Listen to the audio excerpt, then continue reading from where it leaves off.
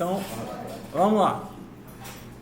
Queria fazer algumas observações sobre os acompanhamentos. Todo mundo já teve o seu momento de conversar, não foi? Ficou faltando algum perdido? Um perdido, dois perdidos, três perdidos, quatro perdidos. Lado de cá foi todo. Eu preciso conversar com todo mundo para puxar as orelhas e da próxima vez não poderem dizer que eu não avisei. Então, lembrando as orientações principais do que a gente conversou no individual. Número 1, não usem Copilot, tá? Número 2, o objetivo dos repositórios de atividade é que eu possa avaliar o processo e, através do processo, entenderem o que foi que vocês aprenderam ou não aprenderam. Eu não estou avaliando o código, e quem participou da reunião viu que eu nem olhei os códigos de vocês. Porque o código é uma coisa assim tão boba, no sentido de que copiar um código, gerar um código, pedir para o IA fazer um código é trivial. Se vocês quiserem, eu dou os códigos todos para vocês, se vocês quiserem conferir alguma coisa. Posso até liberar todos os códigos de todas as resoluções. Meu objetivo não é o código, meu objetivo é entender como é que vocês internalizaram o processo de construir código. Como é que se constrói código? Por tentativa e erro. Você aprende uma ferramenta, por exemplo, a gente vai ver duas hoje, exceções e mapas. Mas, até internalizar isso, você precisa testar, fazer variações, modificações, testar no teu código, ver o erro, entender o erro, fazer ajustes. E o processo de aprendizado leva tempo. Por isso que quando eu vejo lá a lista de atividades, 4 atividades com 1 hora por atividade, eu sei que aquilo não é real. Não dá tempo em 1 hora sequer de entender a complexidade do problema, como é que ele deve ser montado, as partes, as estruturas, fazer o toString, passar pelos primeiros erros. Então, se vocês querem ser avaliados pelo repositório, que o repositório represente a verdade. Então, o que é que eu oriento, como vocês devem estudar? Tudo bem, ferramentas novas ninguém está sabendo como utilizar. Ao invés de pedir que a IA faça o que você deveria estar fazendo, utilize para estudar o que você ainda não sabe. Então, se cai um problema lá de vetor e você não sabe fazer uma interação, não sabe resolver, faça as perguntas certas. Me dê exemplo de como eu posso navegar por um vetor de objetos procurando uma característica específica. Me dê exemplo de como é que eu consigo achar um elemento e remover esse elemento. E não simplesmente pega meu código, resolve o meu problema. Porque o objetivo de vocês é que, dadas as peculiaridades de cada pessoa tem um modelo de aprendizado. Cada pessoa é diferente. Vocês caminhem para a autonomia, ou seja, é importante que vocês consigam fazer a atividade sem precisar de suporte. Então, se você chega com uma coisa do tipo, eu sei fazer, mas eu só sei fazer com fulano, não vale nada. Ou eu sei fazer, mas eu só sei fazer com Copilot, também não vale nada. Eu sei fazer e eu só uso o Copilot como autocomplete, não vale nada. Porque ele não permite que você erre. Eu preciso que você internalize, olha aqui meu objetivo como professor, internalize o processo de construção progressiva de um problema. Significa que não importa o tamanho do problema que eu vou te dar, você consegue fazer ele aos pouquinhos, construindo de forma circular. Constrói uma funcionalidade, testa, vê que deu certo, constrói mais uma, testa, vê que está no caminho, constrói mais uma, vê que não é isso, entende o erro, ajusta, refaz. Porque aí, independente do tamanho do problema, a gente vai conseguir progredir. Então, relembrando, é melhor que você me entregue 70% de um projeto que foi você que fez, do que 100% de um projeto que você só entende 70% do que tem lá. Repito, vamos lá. É melhor, para mim, como avaliador, é mais fácil avaliar um projeto que você fez, que você entregou 70% do projeto, mas 100% daquilo que está entregue você que fez, e você entende o que está lá, e você é capaz de refazer, do que você ter uma coisa que passa em todos os testes, mas você só fez metade, você só fez 60%.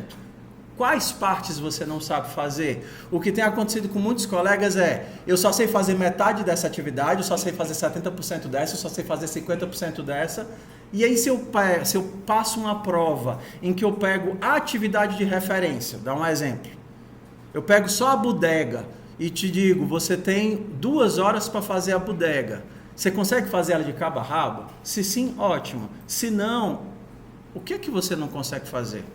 Você não entende o toString, você não entende o join, você não entende as chamadas, você não sabe onde chamar os objetos, o construtor não faz sentido, a passagem de parâmetro não faz sentido. Então você tem que preencher as lacunas do seu conhecimento para que você caminhe com autonomia. Por que é que tem várias atividades? Porque se você entendeu a primeira, aí você pode testar o seu aprendizado na segunda. Porque se vocês já perceberam, as atividades são muito parecidas, sim ou não? Quase idênticas, elas pegam uma ferramenta, só mudam o contexto. E aí se você testa na segunda, ok, aí depois se você entendeu a segunda, aí você testa na terceira. Então, sugiro que gastem mais tempo, usem IA de forma mais inteligente e se deem tempo para fazer rodagem. Só vão para as próximas atividades se as anteriores tiverem sido absorvidas. Aí agora a gente vai para 2 ferramentas. Eu vou mostrar o básico dessas ferramentas. Por quê? Porque se eu entrasse em cada variação que elas podem gerar, vocês nem conseguiriam absorver no tempo que a gente tem. O objetivo é explicar o que as ferramentas fazem, como é que elas poderiam ser úteis no projeto, e aí quando você for utilizá-las, você vai fazer as perguntas adequadas. Como é que eu faço uma deleção no mapa? Como é que eu listo as chaves de um mapa? Porque as perguntas vão depender do que você está tentando resolver. Então, vamos lá. Bora para a resolução. Quais são as ferramentas? A primeira é uma para a gente aprender a lidar com erros. E aí eu vou explicar as 2 formas de lidar com erros que ainda existem hoje em várias linguagens. Existem linguagens que lidam com erros como valores e existem linguagens que lidam com erro como exceções. Não é certo ou errado. São formas de lidar com problemas. Beleza? Qual é a metodologia ou qual é a ideia das linguagens que pensam em erros como valores? Como, por exemplo, C e Go. Elas pensam assim: C, Go, Zig e mais um bocadinho. Rust, de certa forma, tem os mônadas mais aqui. Qual é a ideia? Eu quero que toda coisa que possa dar errado seja visível no código.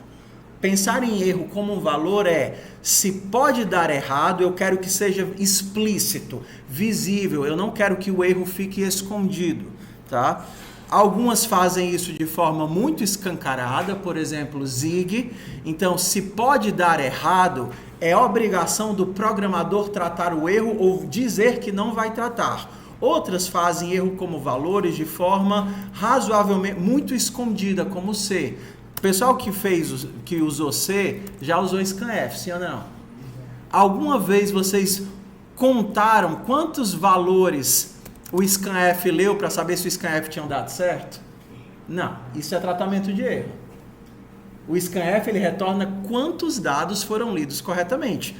E numa linguagem que te obriga a tratar erro como valor, ela obrigaria você a dizer: ok, o que é que eu vou fazer com isso daqui? Mesmo que eu ignore, eu sei que isso daqui pode ter dado errado, porque eu posso ter tentado ler 4 e só leu 3, e eu vou decidir o que é que eu faço com essa informação.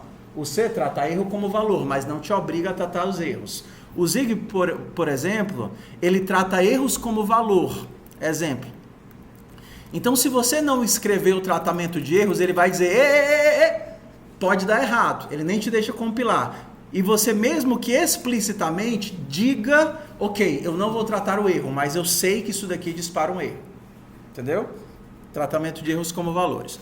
O que é um erro como valor? Vamos pensar aqui na função dividir. Você tem 2 coisas que você pode dividir, numerador e denominador. Perdão, estou pensando em C. Numerador e denominador. Isso daqui vai te gerar vamos pensar aqui na divisão inteira, tá? Um int. Moleza, né? É só fazer numerador dividido por denominador. Por que é que ele está reclamando?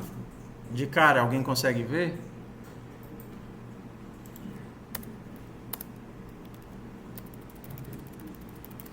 Porque no Python, se você divide 2 coisas, isso daqui é um float, certo?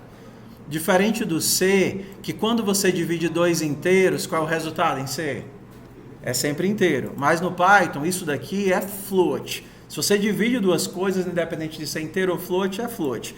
Se você quer a divisão inteira em Python, você tem que fazer isso. Tudo bem. Beleza. Será que tem algum caso em que dividir não é possível? Por zero.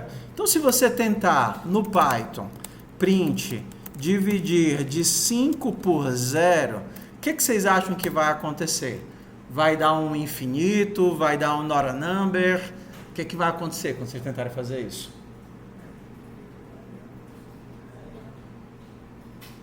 E aí a gente volta para a ideia. Que tipo de linguagem é o Python? O Python é uma linguagem que não é orientada a erros como valores. É orientada a erros como exceções. Então, quando você tentar rodar esse código e ele sair assim...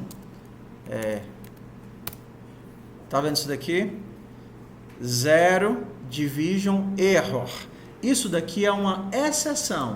Então, todas as vezes que ele gera um comportamento inesperado e que não faz sentido, ele aborta o teu código e sai quebrando toda a pilha de execução até esse problema ser tratado ou ele estourar na cara do usuário. Mas, para que faça sentido, vamos resolver isso como se fosse um valor. Em que caso isso daqui pode dar errado? Se denominador for igual a zero, eu vou retornar um valor. Não posso dividir por zero. Perceba que isso é um valor. Só que isso é um valor de que tipo? String. Então eu vou fazer o seguinte. Ou é um inteiro, ou é uma string. Agora o meu texto, meu programa, gera dois tipos de saída. Ou gera inteiro ou gera string. Não posso dividir por zero. Se eu rodar o meu código agora, o que vai acontecer? Ele vai imprimir, não posso dividir por zero. Agora, se eu tentar somar duas coisas, será que eu posso 5 dividido por zero, mais dividir... Por exemplo, se eu fizer isso daqui, 10 dividido por 2, mais 9 dividido por 3, mesmo que ele reclame, o Python é como o TypeScript. A tipagem, a verificação de tipos é informativa, é um warning, ela não é impeditiva. O que ele provavelmente está me avisando aqui?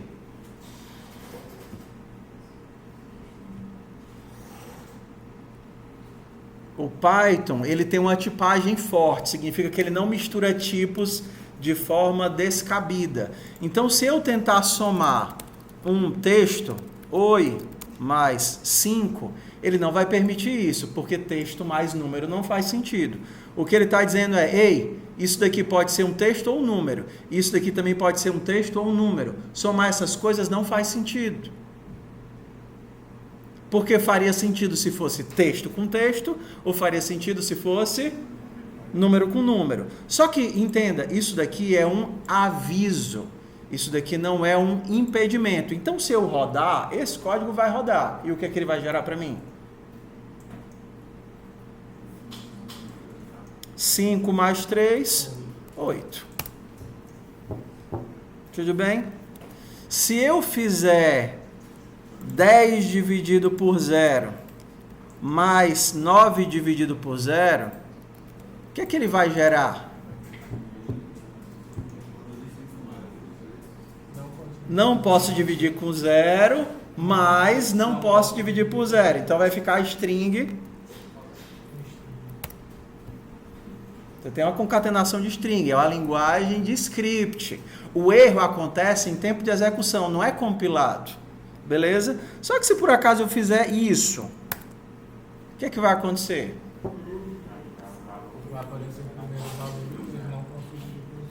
Não.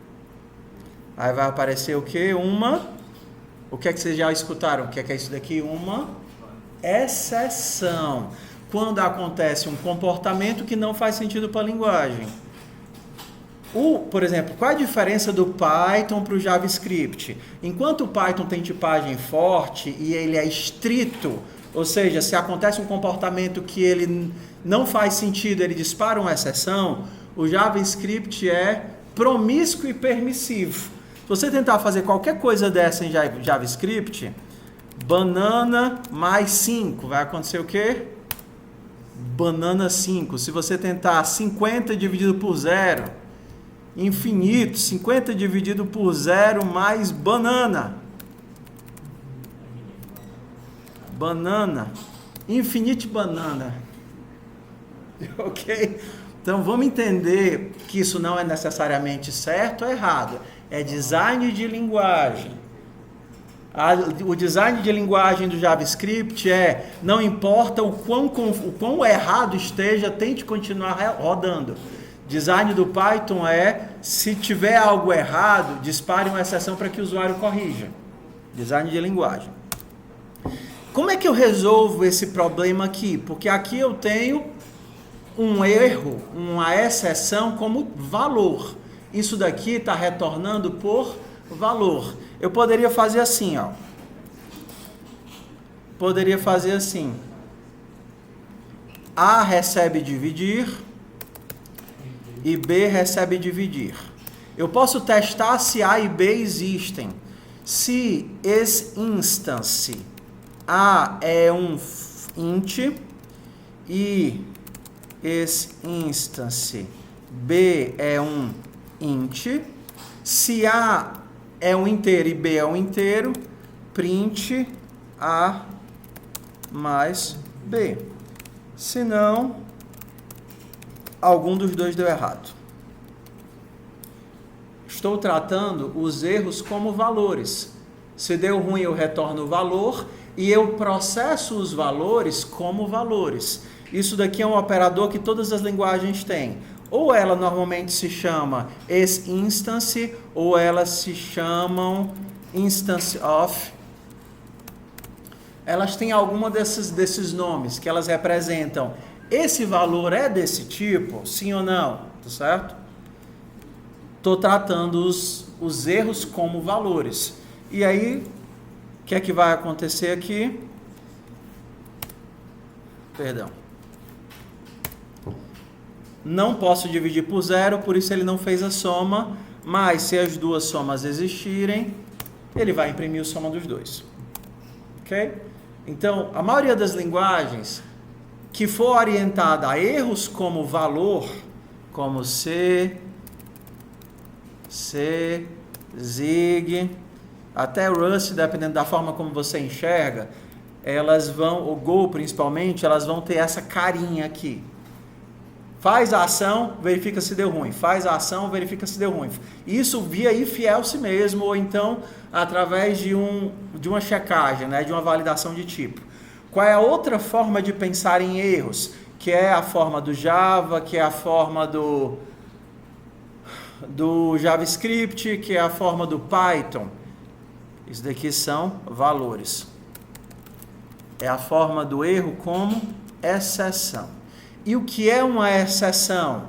É para tudo. Não importa o que você está fazendo, para tudo. Raise. Exception.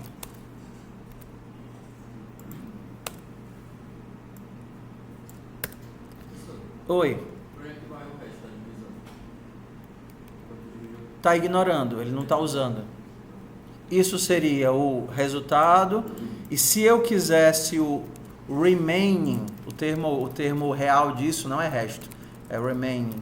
Nem módulo, isso daqui não é módulo, né?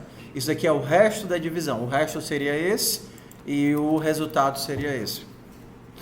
Então, bora aqui para outra forma de pensar erros. A vantagem dos erros como valores é que os problemas são explícitos. Essa é a vantagem. E a desvantagem é que gera sobrecarga de tratamento. Você pode pensar que isso é bom ou ruim. A desvantagem de que os erros se tornam explícitos como valores é que se eu quero, imagina que você está fazendo uma requisição. Daqui que para o teu programa funcionar, ele tem que funcionar bem localmente, se conectar com a internet, achar o site do outro lugar. Para ele achar o site do outro lugar, o roteamento tem que ser correto, ele chegou no canto certo, a autenticação deu certo, o dado foi buscado corretamente no banco de dados, o banco de dados estava íntegro, a tabela estava correta, o dado foi calculado, o algoritmo funcionou, ele devolveu tudo certo. Para tudo isso funcionar, tudo isso tem que ter funcionado. Só que se em algum momento do processo deu ruim, você tem que decidir em que camada você vai tratar esse problema. Esse problema, ele tem que voltar até o usuário? Às vezes sim. Por exemplo, o cara digitou o login sem errado. Esse problema tem que ser tratado só no back-end, o usuário não tem que ficar sabendo, como por exemplo, ele está fazendo tantos acessos que deu problema de senha ou sei lá alguma coisa, ou então eu tenho que simplesmente fazer um rebuild da base de dados, ou eu tenho que procurar um backup porque o dado foi corrompido, ou o problema foi na rede. Tem vários locais onde eu tenho que tratar isso daqui. Quando eu trato erros como valores, muitas vezes esse código vai se propagando camada por camada até chegar onde eu tenho que tratar, porque eles são valores. Então isso tem que retornar o erro, que tem que retornar o erro, que tem que retornar o erro, que tem que retornar o erro. Então quem trabalha com Go reclama disso. Putz, grila, às vezes eu tenho que gerar um monte de código pelo preço do erro ser explícito. E aí quem não gosta disso diz, quando dá erro, né? Quando dá erro, simplesmente eu não sei e o meu erro pula essa camada e debugar é um caos. Porque eu estou numa camada onde o erro não aparece, ou ele não acontece, ou ele simplesmente está pulando o que devia pular. Vou dar um exemplo aqui. Ó. Vamos imaginar aqui que agora eu quero processar esses 4. Def processa. Eu vou receber A, B, C e D e vou retornar um inteiro, que seria... dividir de A por B mais dividir de C por D. Quando eu tenho int, quando eu tenho exceções, eu consigo pular camadas de tratamento de erro. Tá vendo? Então aqui eu tenho a main. A main vai fazer um print de processa 10 dividido por 4 e 9 dividido por 3. 10 dividido por 2 mais 9 dividido por 3. Tudo funcionando, 10 dividido por 2, 5, mais 9 dividido por 3, 3, 5 mais 3, 8. Quando eu chamar a main aqui, o que é para aparecer no meu código? 8. Por que está aparecendo 0?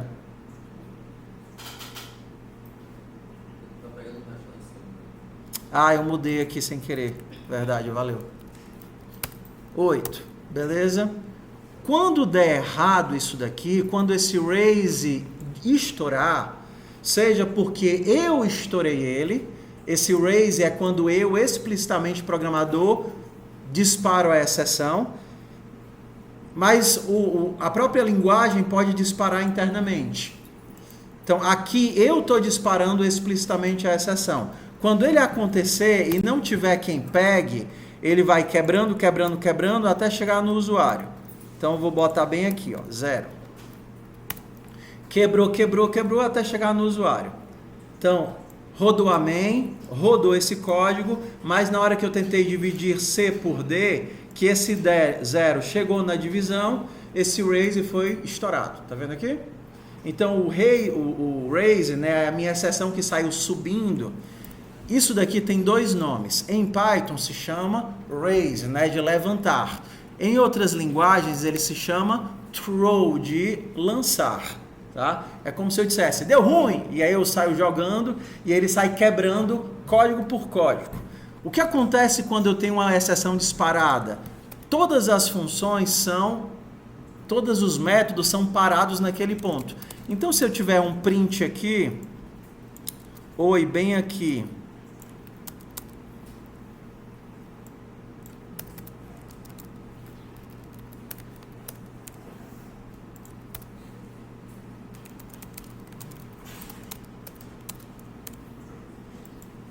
Outro bem aqui.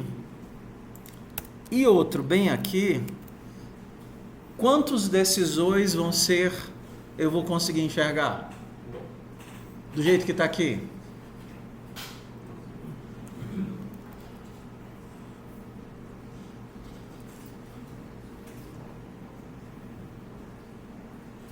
Bora lá. Quantos ois eu vou enxergar?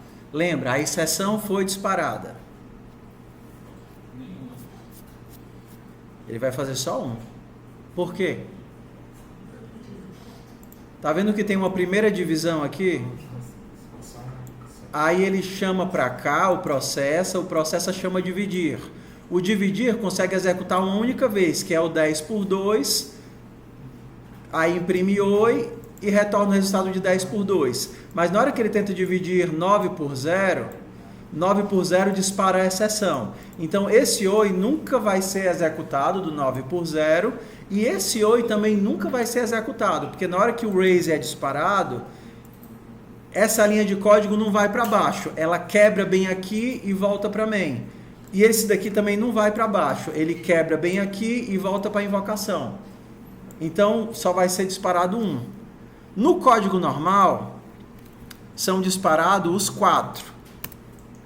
Duas do primeiro dividir, um do processa e um da main. Nesse código aqui, onde a exceção é disparada logo no primeiro, eu não tenho nenhum. Nesse daqui, que a exceção é disparada no segundo, eu tenho pelo menos um. Tá certo? Então aqui eu sei como avisar que deu ruim. Oi? Tá, tudo bem. O que eu quero que vocês entendam? Na hora que uma exceção é disparada, eu começo a voltar, quebrando toda a cadeia de chamadas, até acabar o código. Não vai ser executada mais nenhuma linha, a não ser que aquela exceção seja tratada. Beleza? Então, vamos imaginar esse código bem aqui. Ele manda, processa 10290. Aí chega bem aqui. 10290. Aí ele chama dividir passando 10 e 2. Aí chega bem aqui 10 e 2. 2 é igual a 0? Não. Aí ele imprime o primeiro oi e retorna 10 dividido por 2.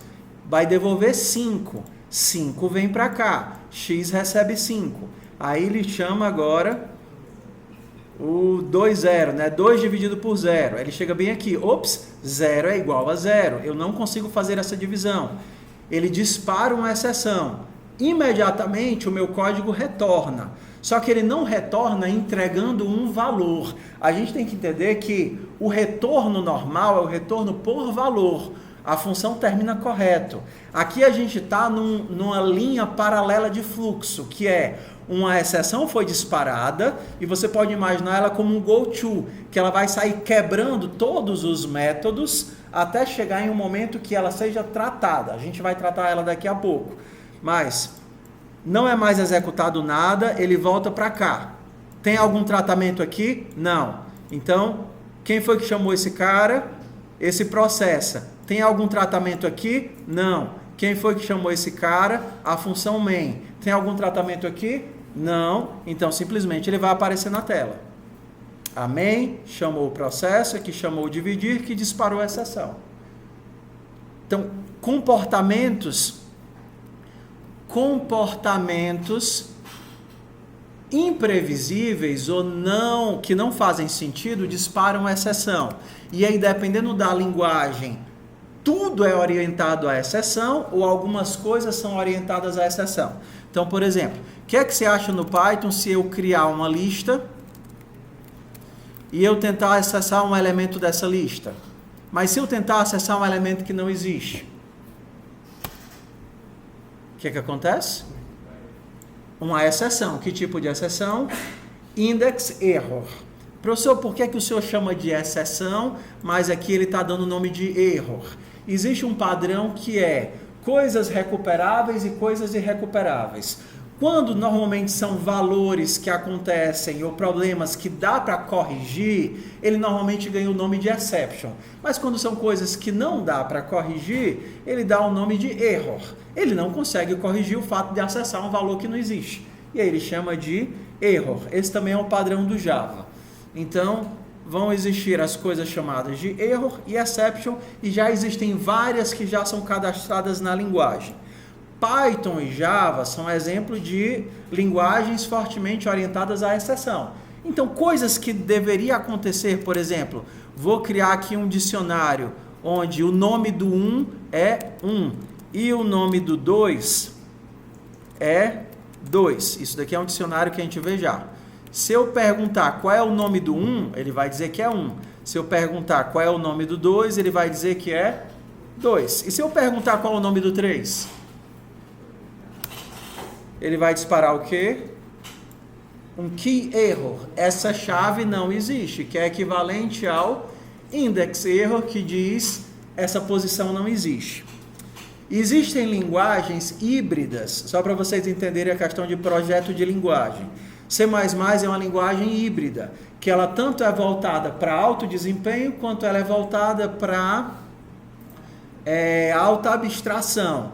Então, C++ é um exemplo de linguagem que te dá duas funções. Vou dar aqui um exemplo em C++. Então, quando você está lendo C++, você tem duas formas de acessar um objeto.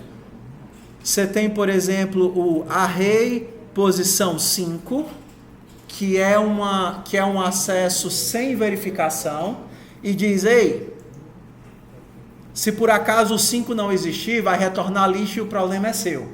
E você tem o array.get5, que é a checagem com verificação, que ela vai dizer, ei, se o 5 não existir, eu disparo uma exceção. Por que vocês acham que a linguagem te daria essas duas opções?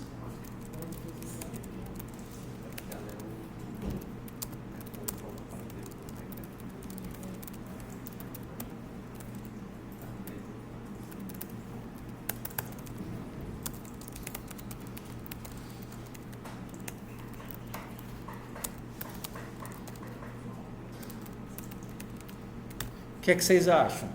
Por que uma linguagem te daria as duas opções? Você incluir ou não esse carregamento que você não está mais no projeto? Quase. Se exceções são tão boas, por que a gente não usa elas sempre? Quando você quer ir direto ao ponto? Quase. Por que seria interessante eu acessar o valor sem ter que ficar validando o tempo todo se esse valor existe? Economiza tempo, né? Perfeito. Se você tem uma linguagem que tem a proposta de ser eficiente, se o próprio programador se responsabiliza que aquele dado existe, você delegar para que o tempo todo você tenha a validação de que aquele dado existe, você tem um consumo de processamento. Entendeu? Então, aqui você diz, ei, eu me certifico de que o valor existe, pula essa etapa e economiza processamento. Ops, eu não sei se ele existe, faz a validação por mim. Exceções são custosas. Exceções precisam de mais. Se você fosse olhar lá o código assembler, uma linguagem que não tem exceções ou não usa exceções é extremamente simples, porque as chamadas de código são empilhadas com os dados recebidos. Mas quando você tem tratamento de exceção, você é como se precisasse criar vários caminhos para processar os possíveis erros. Então a linguagem se torna cara. Só que a gente está numa linguagem de script. É uma linguagem que não tem compromisso com o desempenho. Então, mete exceção para tudo que puder dar errado. Ok? Então, entenda. Não existe bom nem ruim de forma intrínseca. É qual o objetivo do problema da linguagem que eu tenho e o que é que eu estou tentando resolver. Certo? Então, vamos lá. Tudo bem, meu povo? Estamos aqui entendendo o que é a ferramenta. Vamos entender agora, já que eu entendi o que é que a exceção faz, como é que eu lido com isso. Quando vocês estiverem dentro de um projeto, vocês estiverem lá programando em Java, vocês pegarem o código lá do projeto que vocês estão trabalhando e não foi vocês que fizeram, vocês vão perceber que existem padrões onde os tratamentos de erro devem acontecer. Não é em qualquer caso que você joga qualquer coisa. Exemplo, quando você está fazendo acesso a banco de dados, existem classes específicas só para lidar com o fato do teu dado existir, não existir, ser criado, não ser criado. Quando você vai fazer conexão, quando você vai fazer autenticação, essas coisas já existem modelos e padrões. Você não vai tirar da sua cabeça e ficar inventando coisa, tá certo? O que é o nosso objetivo aqui? Entender como é que o mecanismo funciona para quando vocês baterem de cara com ele fazer sentido. Então vamos lá. Eu já sei que eu posso mandar o código parar porque deu ruim. Como é que eu faço para lidar com esse erro? Se em nenhum momento da pilha eu tratar esse problema, ele vai aparecer para o usuário, que é o que acontece no TKO quando dá um erro que não foi tratado. Aí você vê a pilha de execução todinha, porque o arquivo sumiu, porque o dado não sei o quê, porque o TKO foi mal programado, tá certo? Então, como é que a gente resolve para isso não acontecer? Em algum momento eu tenho que dizer, ops, eu sei resolver esse problema. Poderia ser aqui no final, onde eu diria, tente rodar a main, se der errado e o erro for do tipo exception, eu quero que você pegue ele com o nome e simplesmente imprima esse E. Isso daqui se chama tratamento de exceção.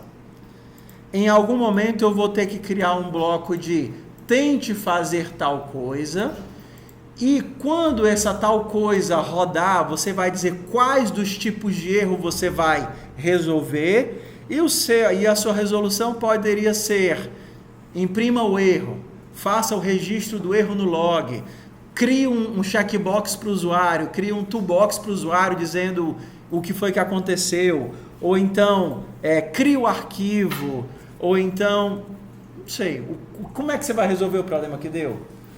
Você diga para o usuário, por favor, não digite 0, ou então, imagine que é infinito e diga que ele alcançou a nota máxima. Você vai ter que decidir como você vai resolver o problema. A estrutura de resolução é essa. Tente fazer algo, capture o problema que deu e faça alguma coisa. Esse alguma coisa, para mim, é só imprima o erro. O que é que vai acontecer? Ops, perdão. Não posso dividir por 0. Você viu que ele não deu stack trace, a exceção não caiu na cara do usuário. Vamos tratar isso em outro lugar. Você vê que ela estourou bem aqui, pulou o processa, pulou a main e só caiu bem aqui. Então eu vou puxar agora ela um pouquinho mais para cima. Agora ela está dentro da main. Tentei fazer o processamento, se deu errado, eu imprimo o erro. Vou puxar ela um pouquinho mais para cima.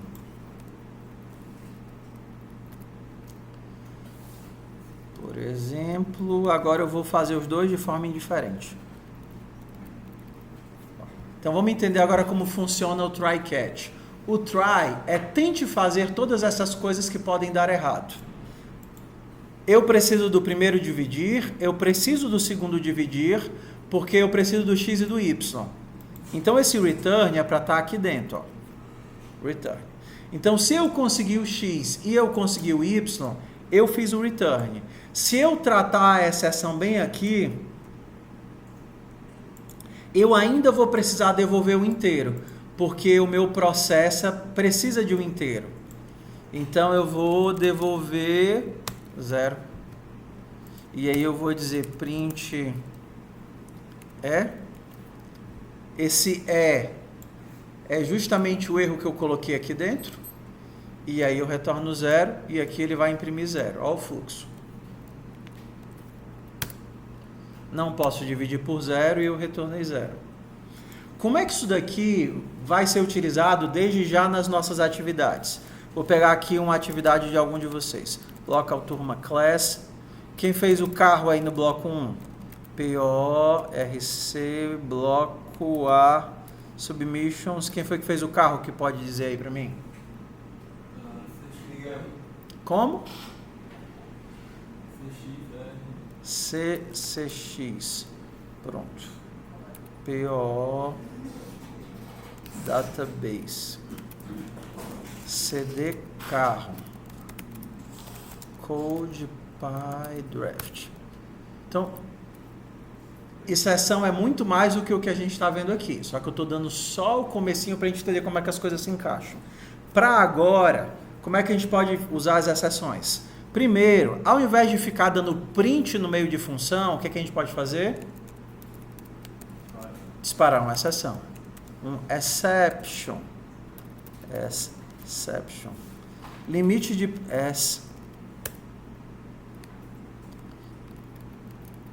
não preciso mais do return. Então, peraí.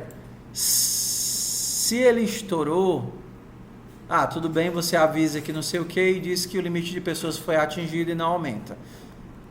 Tudo bem, tá meio estranho isso daqui, mas tudo bem. Ainda funciona. Lembra que a exceção termina o teu código, tá? Então, você precisaria aqui um raise exception. Tá. Então, o que é que muda lá embaixo? Toda vez que você for tentar fazer alguma coisa com o carro, você vai empacotar isso daqui dentro de um bloco de teste. Você vai tentar fazer essa ação e se por acaso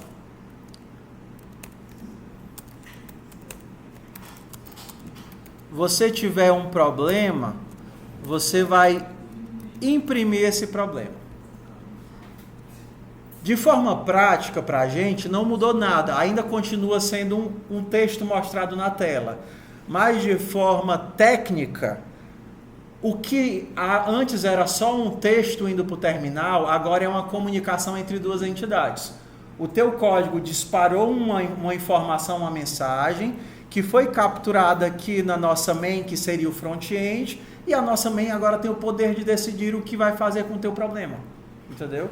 Eu poderia fazer outras ações, mas assim, existe uma comunicação. O teu back-end, que seria a tua classe aqui de trás, ela não dá mais print, ela não se comunica mais com o usuário. Ela retorna valores ou dispara exceções. Lá na main, que seria o front, essas informações estão sendo capturadas e processadas. E a gente ainda tem um efeito colateral daqui. E aí eu vou rodar o código para vocês entenderem qual é o efeito colateral. Run, ponto. Perdão.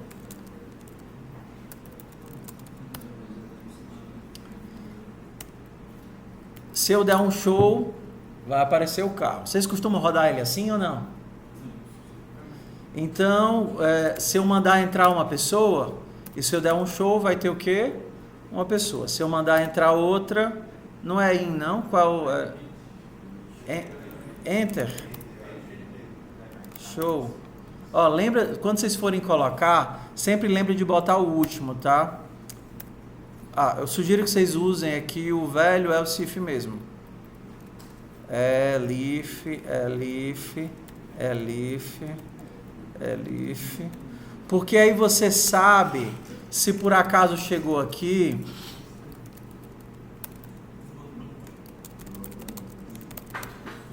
quando der o errozinho, vai aparecer que aquela coisa não foi entrar, comando inválido. Ok, não é que o código está errado, é que não existe essa informação sendo processada. Aí vamos lá, enter, né? Enter. Ok, limite de pessoas atingidos. Mas eu tinha um drive, não tinha? Tinha um drive. O que acontece se eu lançar o drive e não colocar a distância? Ele está esperando um parâmetro, ele tenta acessar o parâmetro e o teu código quebra porque não tem o parâmetro.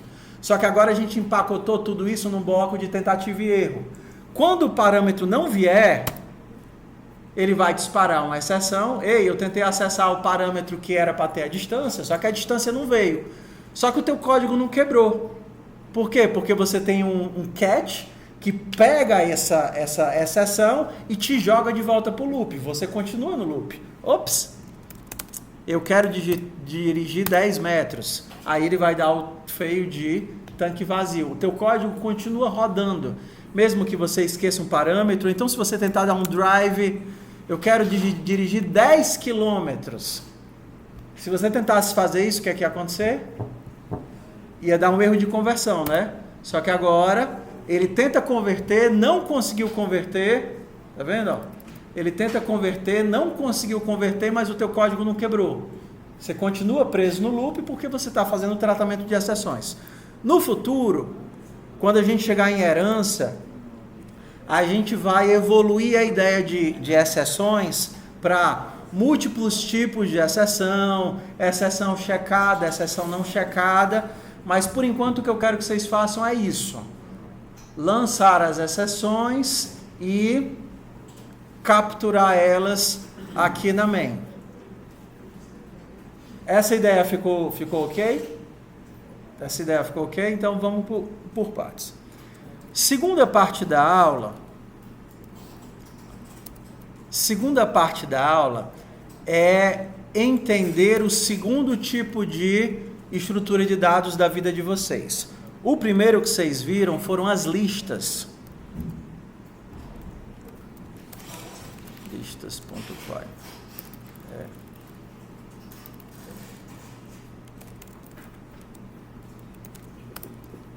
O primeiro tipo que vocês viram foram as listas. Listas, compras. Você está passando as suas compras no mercantil e aí começa a aparecer aquela listazinha no monitorzinho da criatura que está passando as suas compras. Aí aparece, você comprou xilito, aí depois você pesou a consciência, comprou uva, aí você comprou chocolate, aí depois você quis comprar outro xilito, que é o xilito do lanche, e aí depois você comprou outro chocolate. Só alimentação saudável, tá? Alimentação saudável. É porque essa uva, o cara vai derreter o chocolate e fazer um fondue, aí por isso que ele vai jogar a uva dentro, tá? Vamos entender assim, por que as pessoas usam listas? Normalmente se usa listas quando a ordem da informação faz sentido. Quando você está numa lista, no mercantil, a ordem no qual os produtos passam precisa ser preservada. Porque você precisa ser capaz de olhar para o visor que está aparecendo lá e ele tem que representar a ordem no qual os produtos foram passados. Beleza? Em muitos dos casos, a ordem não é relevante.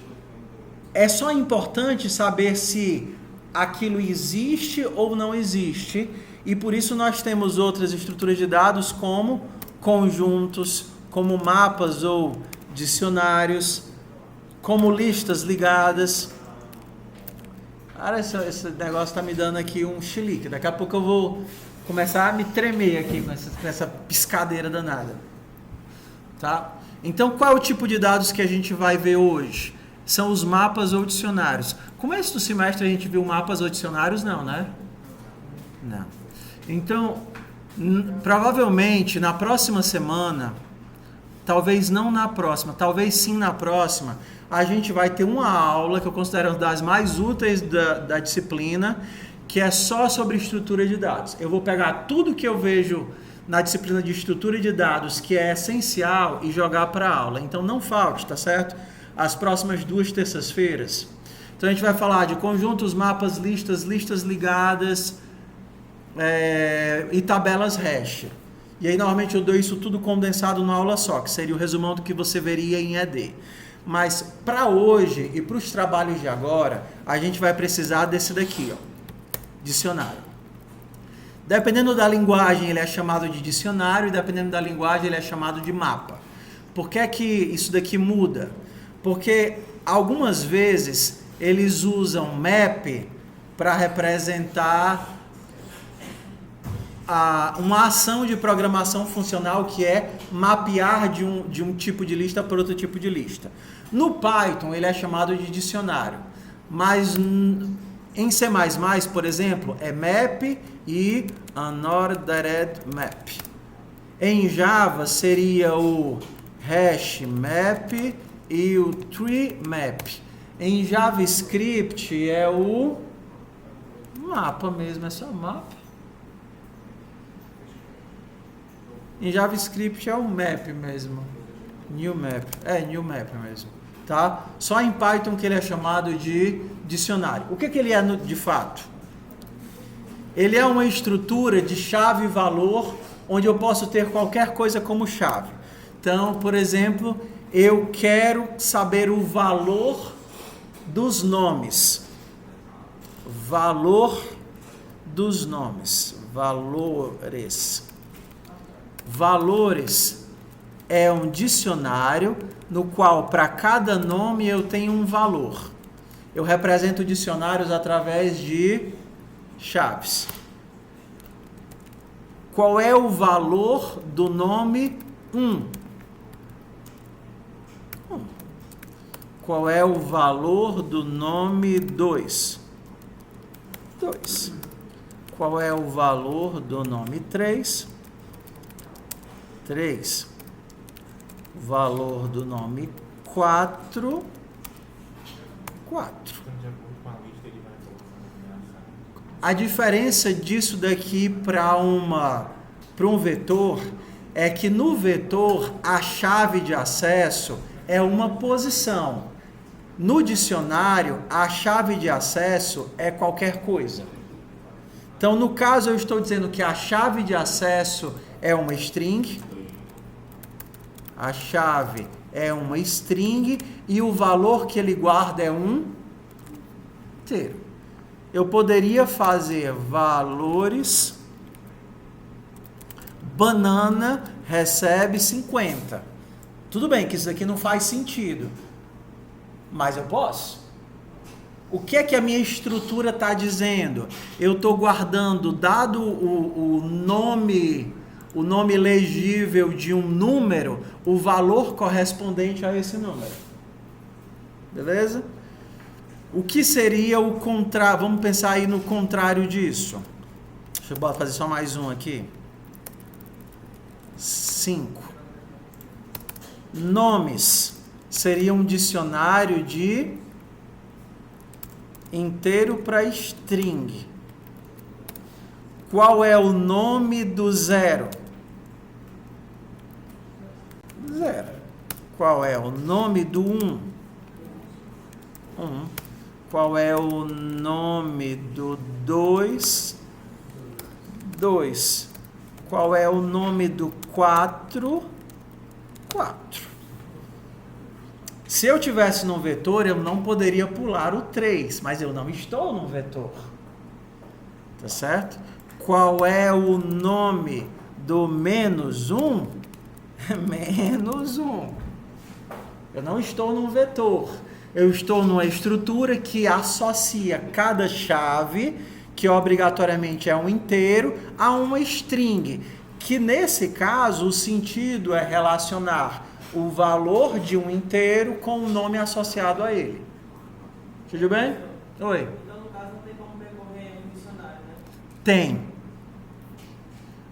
Mas a relação é que, vamos lá entender, no vetor a ordem é importante. A ordem que você botou os elementos no vetor, eles vão continuar lá. No dicionário, não. No dicionário, aí depende, né? Mas tudo bem. O principal dicionário, que é o que você vai achar, por exemplo, no Java, seria equivalente aqui a um hash map, a maioria deles são um hash. Depois a gente entende melhor o que é isso. A ordem não é importante, ele não garante que a ordem de inserção é a ordem que está lá. Ele garante que tudo que foi inserido está lá, e se você pesquisar por alguém, você vai achar o valor correspondente. Vamos imprimir aqui, ó. Eu posso imprimir valores.keys, que seriam as chaves. Posso imprimir valores.values, que seriam os valores. Posso imprimir valores.items, que seriam todos os pares, chave e valor. Python dic.py. Quais são as chaves? 1, 2, 3, 4, 5. Quais são os valores associados a essas chaves? 1, 2, 3, 4, 5. Quais são os pares, chave e valor? O 1 está associado ao 1, o 2 ao 2, o 3 ao 3, o 4 ao 4 e o 5 ao 5. Da mesma forma, eu poderia fazer uma iteração para cada chave em valores.keys. Print, eu vou imprimir a chave e vou imprimir valores com essa chave. Tá vendo? Para cada chave, eu imprimo a chave e o valor dessa chave. 1 está associado a 1, 2 ao 2, 3 ao 3, 4 ao 4. Se eu não preciso da chave, se eu só preciso dos valores, para cada valor em valores.values. Print value. Agora, se eu preciso dos dois, a forma mais eficiente é andar em pares. Para cada chave e valor em valores.items. Até mais, pessoal. Ok? Então eu tenho várias formas de percorrer a minha estrutura. Oi. Mas em nenhum momento ele vai puxar esse menos 1 não, né? Sim. É porque eu estou percorrendo só o primeiro. Mas menos 1 é um valor normal. Como qualquer valor. Print nomes.keys. Quais são as chaves que tem aqui? Tem a menos 1, tem a 0, tem a 1, tem a 2 e tem a 4. Essas são as chaves. Se eu pedisse para imprimir os nomes.values, os valores associados a essas chaves, seria o menos 1, seria o 0, seria o 1, seria o 2 e seria o 4. Beleza? Tá vendo? Menos 1, 0, 1, 2 e 4.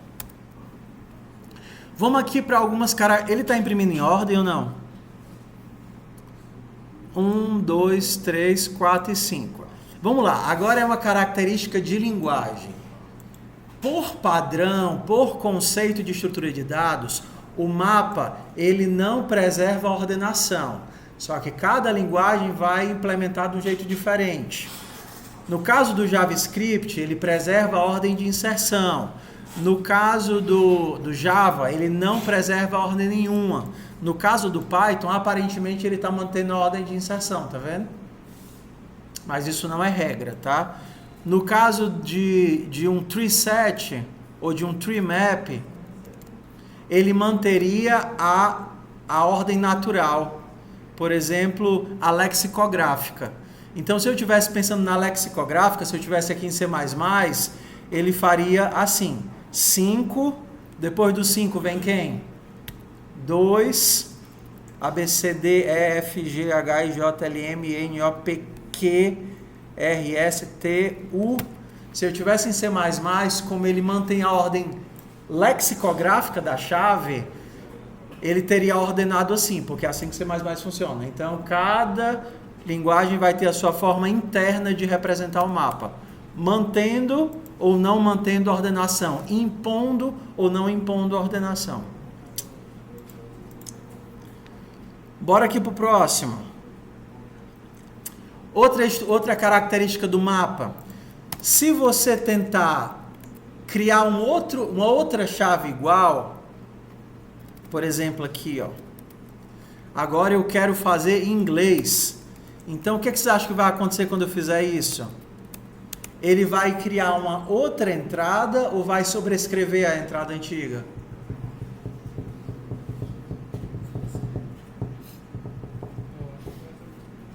O que vocês acham que faria mais sentido? Ele criar outra entrada ou sobrescrever a antiga?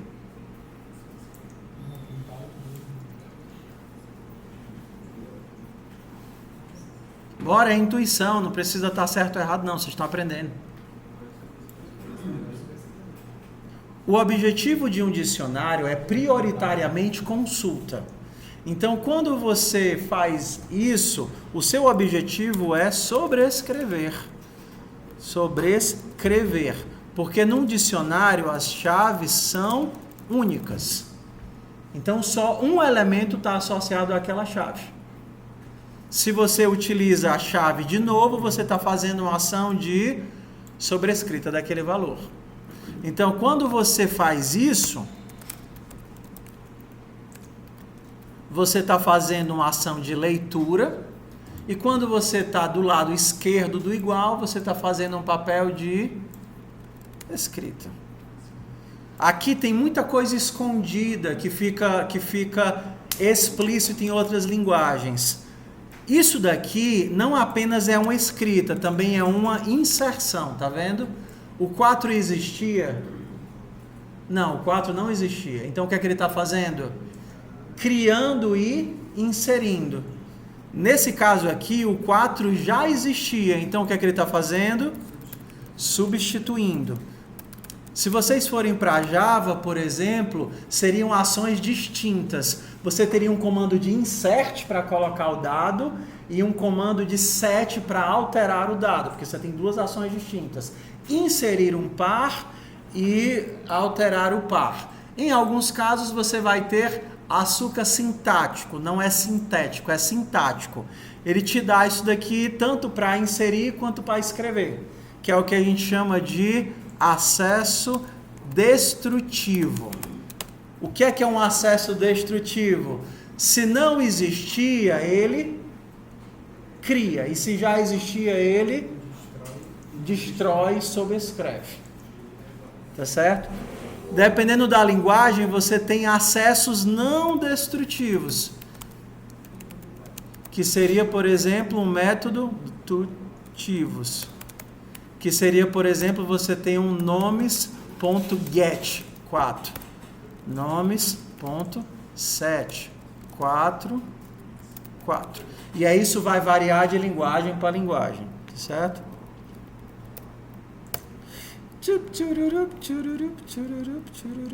Ok, como é que isso daqui vai funcionar nos nossos projetos? A partir do próximo bloco,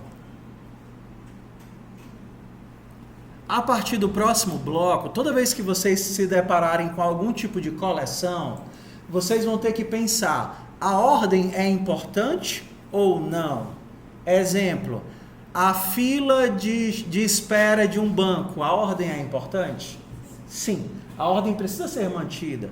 Então, aqueles caras têm que ser guardados dentro de um vetor. Você não pode simplesmente embaralhar. Mas no caso de uma lista de telefones, onde cada contato tem que ter um nome único, a ordem é importante? A ordem de inserção dos contatos? Não. É justamente o contrário. O que importa é que os caras existam, você consiga fazer as consultas e, de preferência, você também tem uma forma de manter ordenado para os dados sempre estarem ordenados.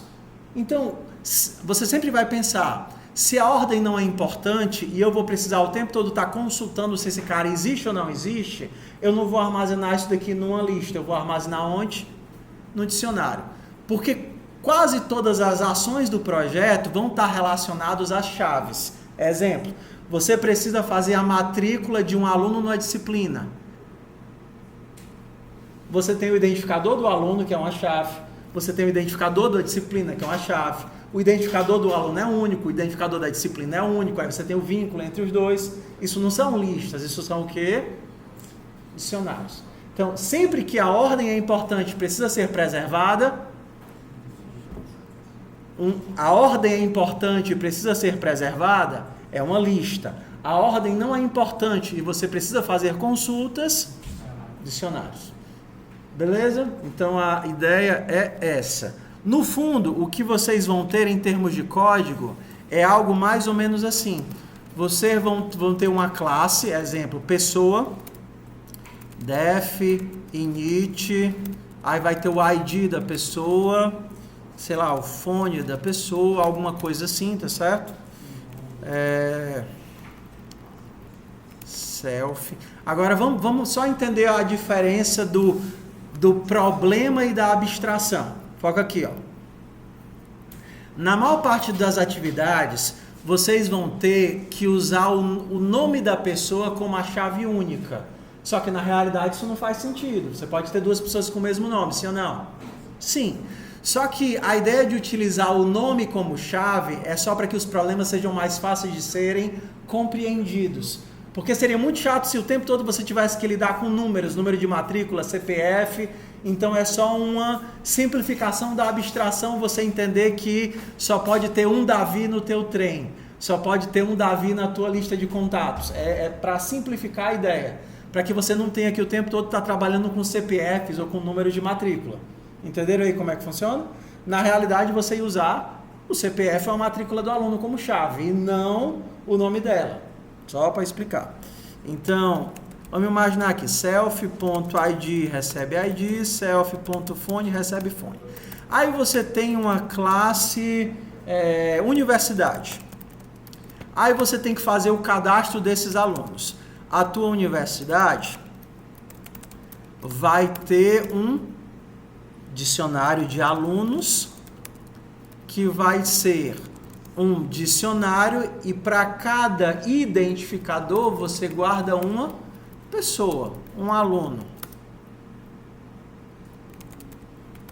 Aí você vai lá inserir ou cadastrar um aluno na universidade. Cadastrar um aluno na universidade.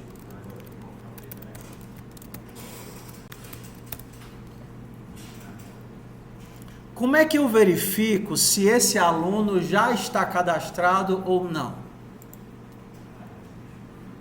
Não é aluno, né? É pessoa.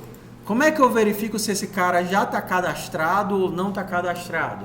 O que é que eu tenho que pesquisar?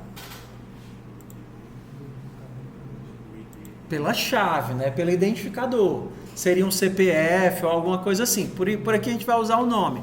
Mas esse identificador é a ideia de que um elemento único. Então eu vou perguntar assim, ó. Se esse D já está em alunos, tá vendo aqui? Raise exception, aluno já está cadastrado. Tá vendo aqui o meu raise? Eu não preciso de um return aqui. Se não, self.alunos, nesse ID recebe esse aluno. Aluno.id, esse aluno. Então, olha para cá e vê se faz sentido. Eu estou usando a chave como um ponto de encontrar o objeto. Tá vendo aqui o objeto? Eu estou armazenando os objetos, mas quando eu precisar caçar o objeto aluno, que vai ser complexo, que vai ter um monte de informação, o que é que eu vou usar para caçar o objeto? Usar o identificador. No caso de vocês seria uma matrícula, um CPF ou alguma coisa. Vamos pegar um aluno. Get aluno. Eu vou procurar um aluno usando um identificador. Como é que eu sei se esse aluno existe? Se esse identificador não é ID, né? É aluno.id. Se esse ID já está na minha lista de alunos, o que é que eu posso retornar? Self.alunos na posição ID.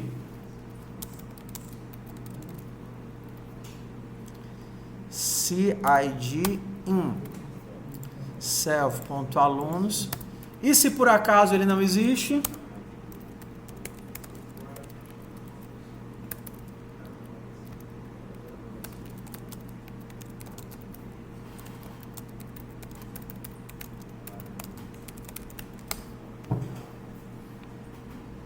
Não é aluno. A riégua. Agora é. Ok? Tá vendo? Estou colocando os alunos e pendurando ele nas classes. Exemplo. Se eu quisesse... Exemplo. Quero pegar o telefone de um aluno. Def get...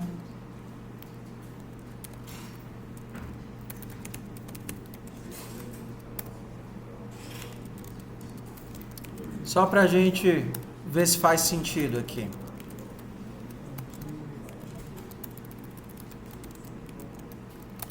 que é que eu tenho que retornar? Eu quero o telefone do aluno com esse nome. Cadê o aluno?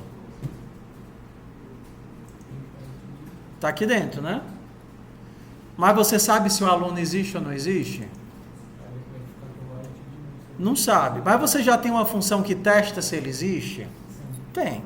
Então, eu poderia fazer só isso daqui, ó. Get aluno.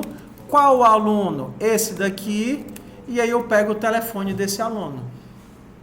Mas se por acaso esse aluno não existisse, o que é que iria acontecer? Ele ia disparar a exceção. A exceção ia pular essa camada, porque eu não preciso me preocupar. A vantagem de trabalhar com exceções é que eu não preciso ficar carregando os erros por todas as camadas. Eu disparo as exceções nos acessos, e se por acaso tivesse algum problema, seria assim. Se por acaso eu tivesse, por exemplo, que fazer uma matrícula, ID aluno, ID disciplina, um exemplo. Pensando que eu tenho exceções, o meu código seria simplesmente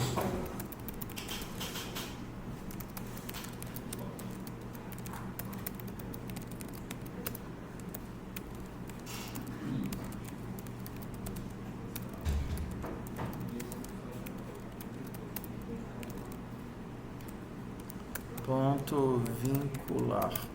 Professor, não é só ID não, onde você colocou ID aluno? É porque assim, eu estou imagina que o teu projeto vai crescendo. Você tanto cadastra alunos como cadastra disciplinas. Aí depois você vai ter que matricular os alunos. Você tanto tem que pegar o aluno, na verdade. Get, não é get aluno não, é get aluno. Por que está dando errado isso daqui? Ah, porque ficou faltando o selfie aqui. Então, vamos entender aqui qual é o poder das exceções. Você tenta pegar o aluno. E se por acaso der errado, a tua exceção do get aluno vai pular isso daqui e vai aparecer que o aluno não existe. Você não tem que tratar isso daqui. A mesma coisa vale para a disciplina. Em algum momento você vai estar cadastrando as disciplinas. E o aluno quer se matricular na disciplina 23, 27. Isso daqui assume que por acaso vai dar certo, porque se der errado, a exceção vai disparar e vai estourar. E aí você vai ter um código para vincular duas entidades que existem, que também poderia dar errado, porque a turma está lotada, porque o aluno não é desse curso. Mas assim, o que é o objetivo de a gente pensar em mapas e exceções? Número 1, eu vou empurrar de lado para tentar deixar mais limpa os códigos, a lógica principal das ações. Se eu não tivesse exceções, eu teria que ter uma carrada de if else aqui. Se aluno foi igual a none, se ele existe, se não existe. E o meu objetivo com exceções é pular esses problemas e me concentrar no essencial. E os dicionários, eu evito de ter que ficar para cima e para baixo dentro dos vetores para caçar se as coisas existem ou não existem. Porque se eu não tivesse isso, como é que eu saberia se esse aluno existe ou não existe? Eu teria que percorrer o vetor todinho, caçando se tem algum elemento desse vetor com esse nome, para só aí eu saber se o cara não existe. Entendeu? A mesma coisa se eu tivesse que remover um aluno.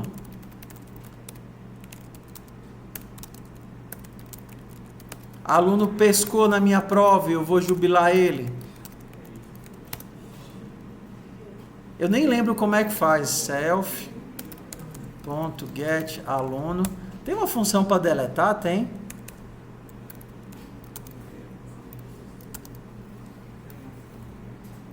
Ou será que é del?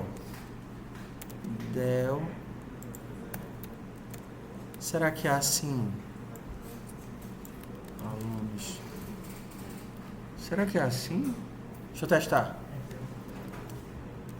Python.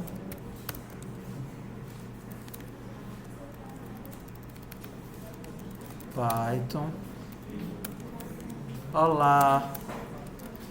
O one vai valer 1.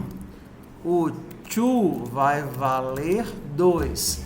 Atenção que quando a gente faz inline, não é usando igual, tá? É usando 2 pontinhos. E o tree vai valer 3. Tá aqui o meu dicionário. Cadê o meu dicionário? 1, 2, 3.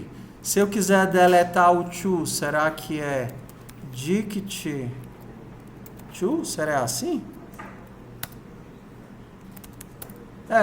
Olha como é fácil, é que nem vetor. Para deletar um elemento é só mandar um del e fazer isso. Se tivesse com vetor, você teria que fazer um for, achar o índice, remover o cara por índice e todo esse outro lariado. Tudo bem, meu povo? O que é que eu espero de vocês? Tem muitos detalhes que nem dá tempo falar em sala e mesmo que eu dissesse, vocês não conseguiriam pegar. Eu preciso de que vocês tenham maturidade. Quando vocês estiverem fazendo algo que vocês não sabem fazer, vocês aprendam a pesquisar. Como é que eu percorro um dicionário procurando todos os elementos que batem com um determinado padrão? Ele vai te dar um exemplo. Mas se esse dicionário for um dicionário de pessoas com tanto e não sei o quê, aí ele vai te dar outro exemplo. Aí você olha, estuda, consulta, faz sentido ou não faz sentido, testa e aí vocês aprendem. Beleza? Então vamos lá. Eu sei que provavelmente vocês ainda estão lutando com as atividades de vetores, sim ou não? Sim, mas o conteúdo não pode, eu não posso ficar eternamente esperando. Desse conteúdo é o que vocês vão utilizar no bloco que vem. No bloco que vem, mesmo que tenha várias atividades cadastradas, eu só quero que vocês façam uma, mas entenda que é uma bem feito. Arcade PO. Por que que eu digo que é bem feito?